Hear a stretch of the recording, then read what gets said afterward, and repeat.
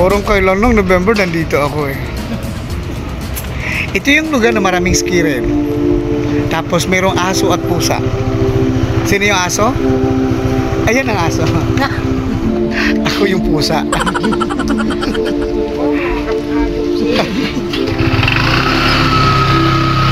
Guys, kaya hindi ako makatanggi kahit alas 3 na ako natulog, tapos nagising ako ng alas 4, nandito ko ngayon alas 6, real time 6:30, may mass kasi piyesta po ng Rainbow. Bakit ba masarap maglaro sa Rainbow? Bakit masarap bumisita sa Rainbow? Kasi Rainbow, di ba, there's always a rainbow after the rain. So ito yun, di ba, ang saya-saya. So, doon sa mga panahon na nandito ako sa Rainbow, marami ako natututunan. Ina-apply ko na naman ang mga natututunan ko doon sa isang village din. Malapit lang din dito. So, with that note, diretso na natin. Punta na tayo sa kanilang activity ngayon.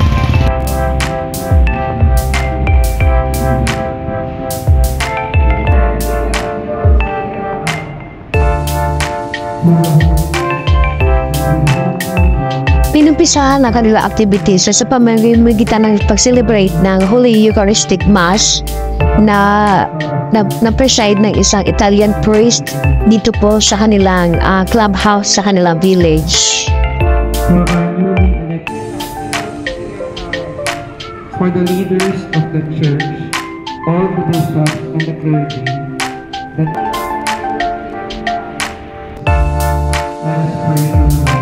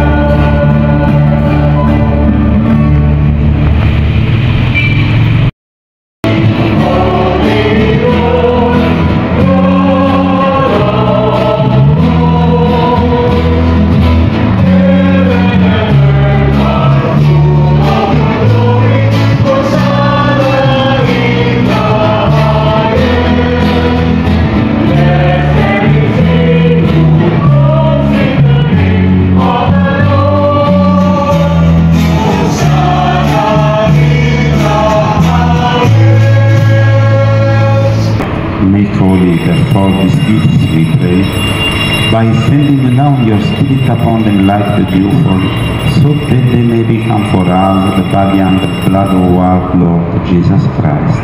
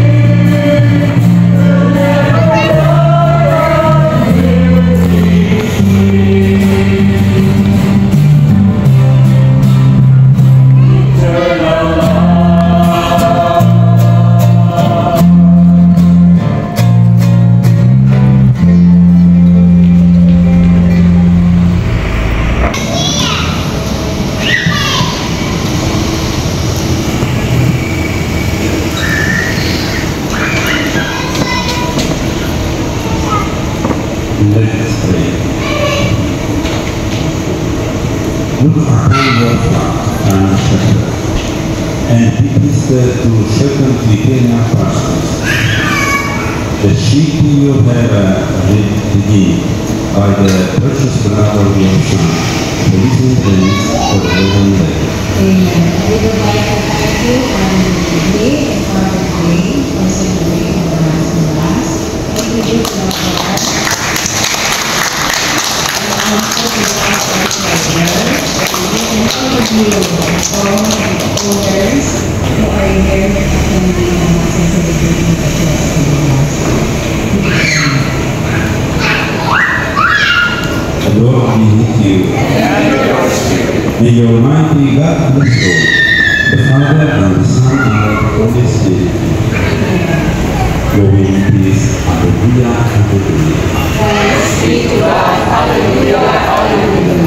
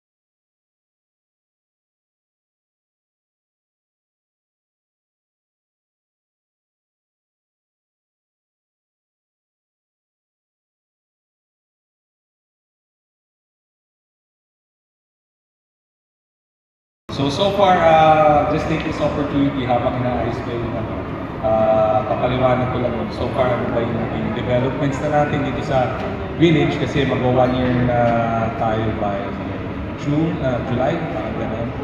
So far, nagsimula tayo, nakuha naman natin yung open space na dito. We were able to get security to our friends through Kabalikat. And then we were able to restore yung street lights po natin. Medyo mahabang kwento rin yan, pero nakataon naman yung legal nung Meralco, kaklase ko.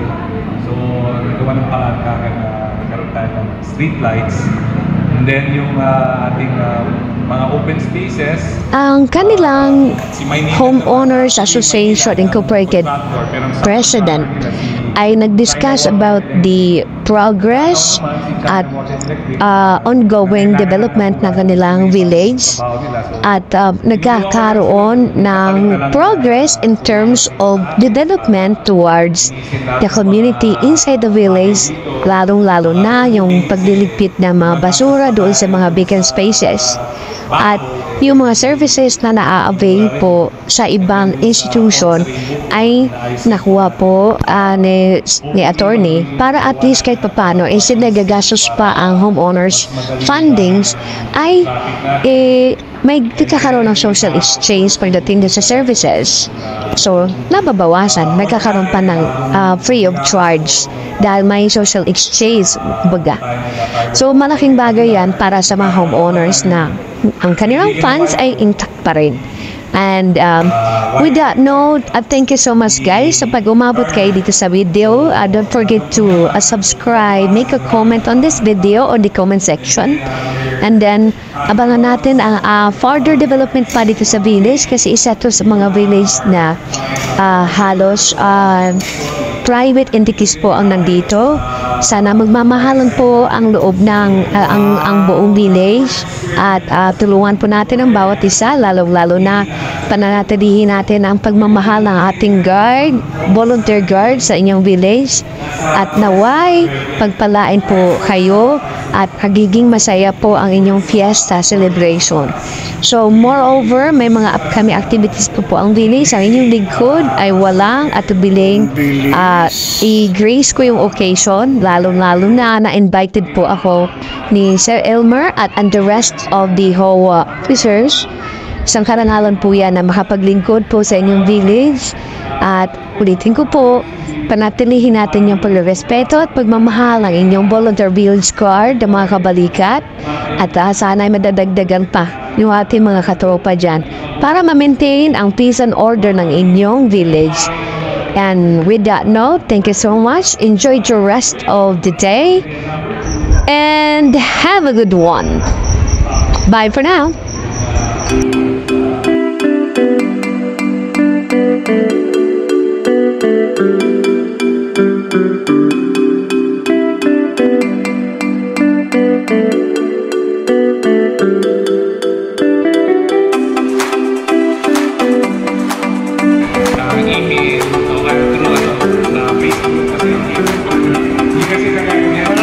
Talagang fiesta na may ganito, no?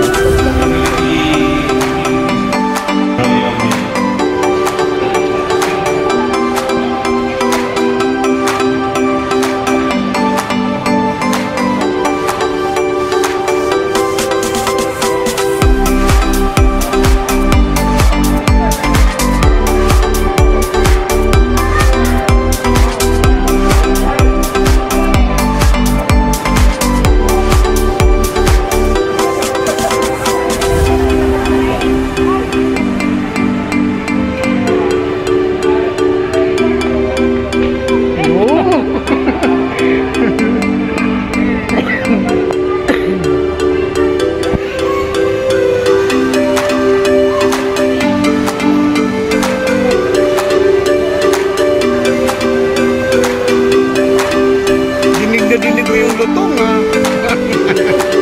Happy Fiesta, sir! Happy Fiesta!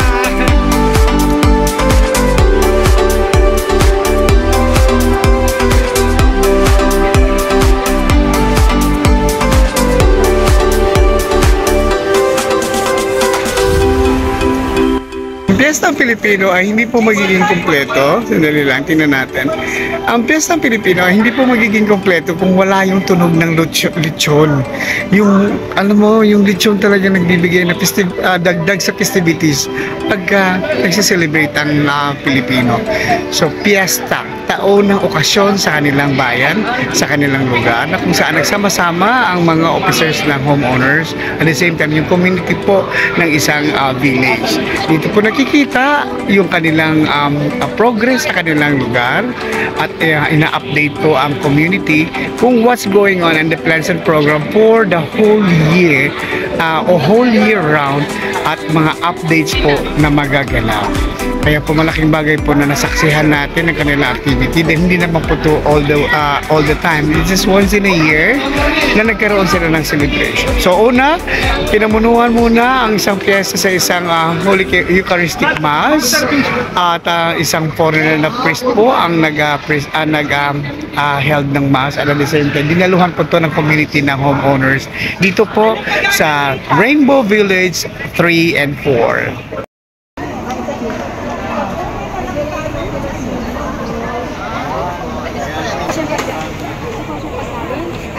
Tulong po ng mga mga aktibo nating mga board, mga homeowners association officers, at higit sa lahat yung community po dito sa Rainbow Village 3 and 4, hindi po magiging successful ito kung wala ang bawat isa yung kanilang kooperasyon at collaborative effort ng bawat isa dito sa kanilang village. Imaginin mo, busy yan sila 9 to 5, minsan nga mayroon pang night shift, mayroon day shift.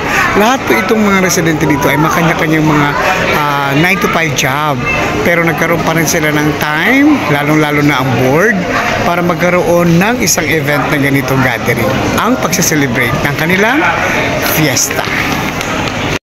Sa puso ng bawat isa, may layunin tayong dala. Magmamahalan, magtutulungan, magkakaisa sa adhika. Kung may mali, ating ituwid. Kung sobra, dapat bawasan. Kung kulang, ating dagdagan. Sa tamang usapan, ayos ang samahan. I love kabalikat, kasama mo ako. Volunteerism is our way of life. Ito'y totoo. Sa bawat sulok ng mundo, dala'y pag-asa. Samahang may tatlong M, sa puso'y naglalagablab pa. Kabalikan para sa kapwa, sa pamayanan, sa lipunan. Love kabalikan sa puso ng bawat isa. May layunin tayong dala. Magmamahalan, magtutulungan, magkakaisa sa adhika. Kung may mali, ating ituwid. Kung sobra, dapat bawasan. Kung kulang, ating dagdagan. Sa tamang usapan, ayos ang samahan. I love kabalikan.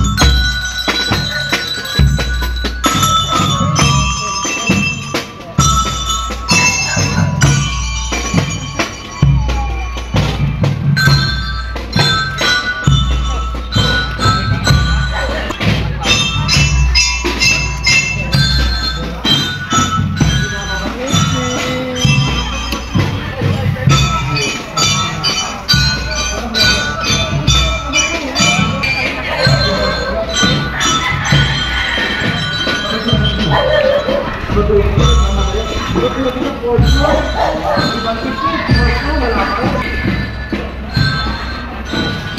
1. 2 minutes and 25 seconds.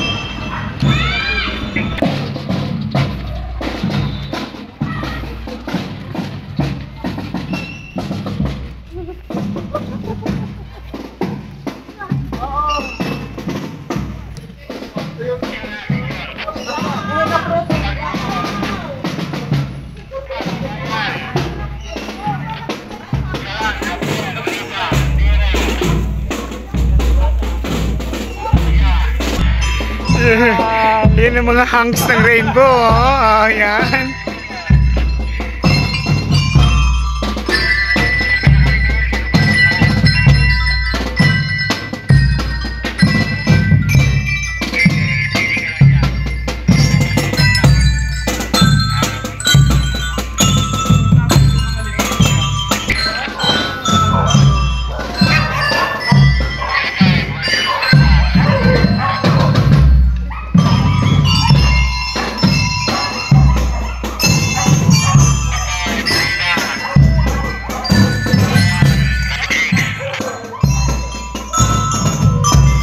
Honoring Our Lady of Fatima.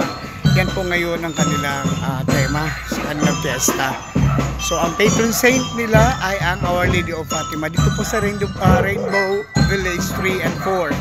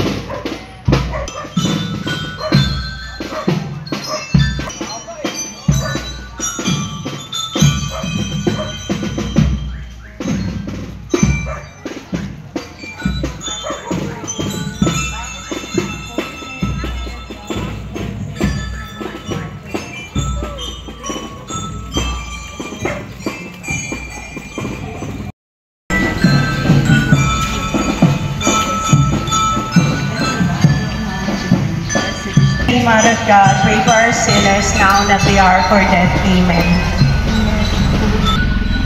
Holy Mary, Mother of God, pray for our sinners now that we are for death.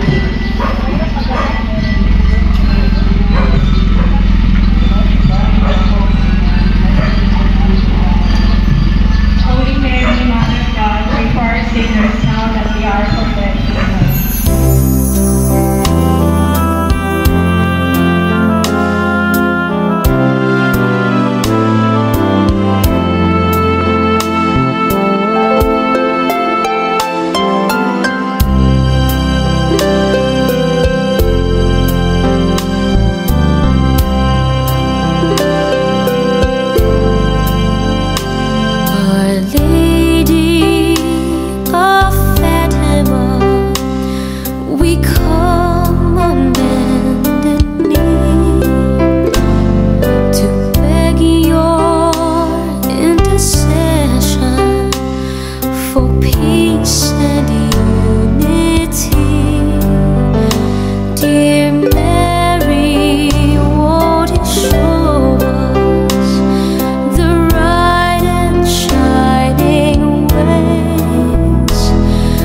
Pledge our love and offer you a rosary each day.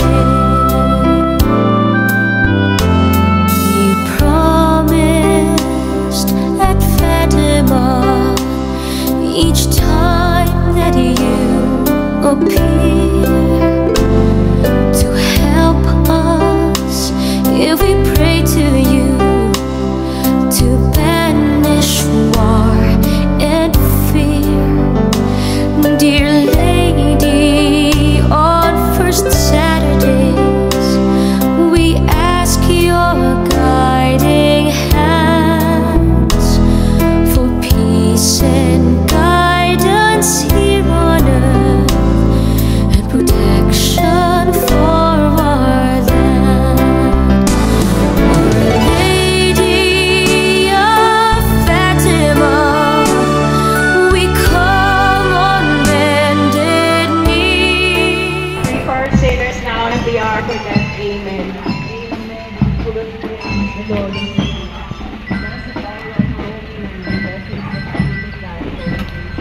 Holy Mary, Mother of God, pray for our sinners now that we are for death. Amen.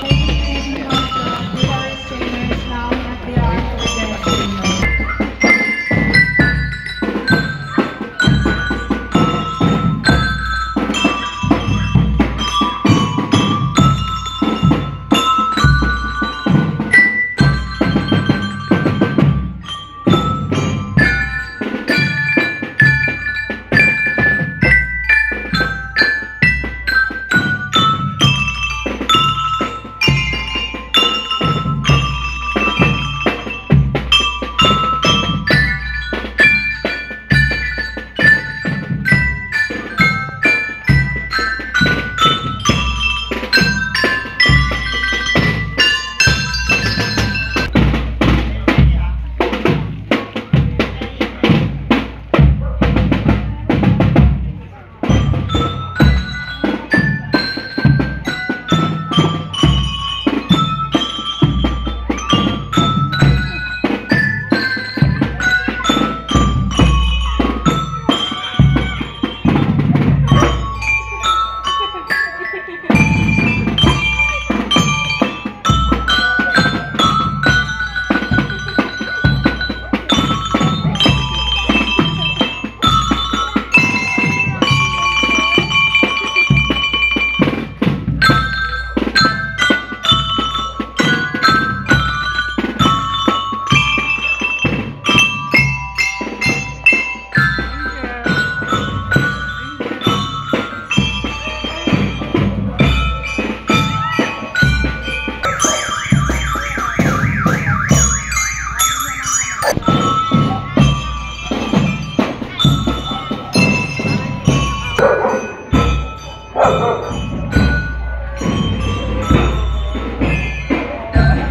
that we are for death. Amen.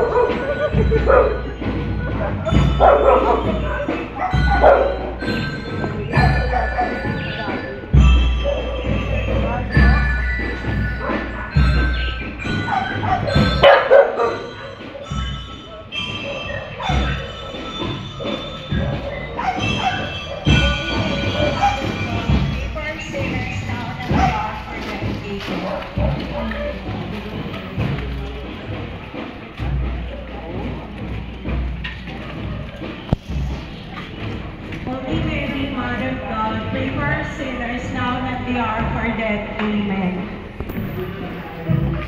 Holy Mary, Mother of God, pray for our sinners now that we are for death. Amen. Holy Mary, Mother of God, pray for our sinners now that we are for death. Amen.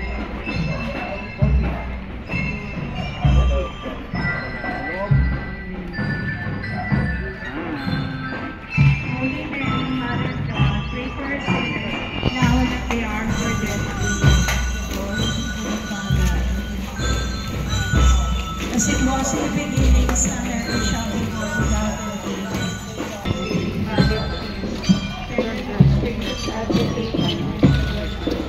Amen.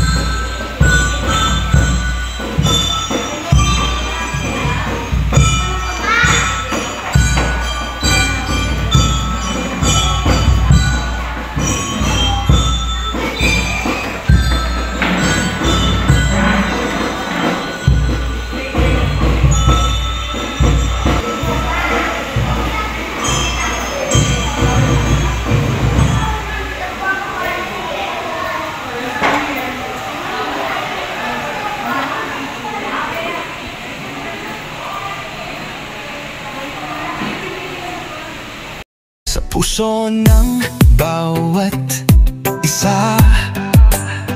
May layunin tayong dala, magmamahalan, magtutulungan, magkakaisa sa adhika. Kung may mali, ating ituwid.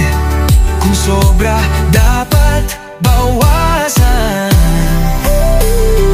Kung kulang, ating dagdagan. Sa tamang usapan, ayos ang samahan. I love kabalikat, kasama mo ako. Volunteerism is our way of life. Ito'y totoo. Sa bawat sulok ng mundo, dala'y pag-asa. Samahang may tatlong M, sa puso'y naglalagabla.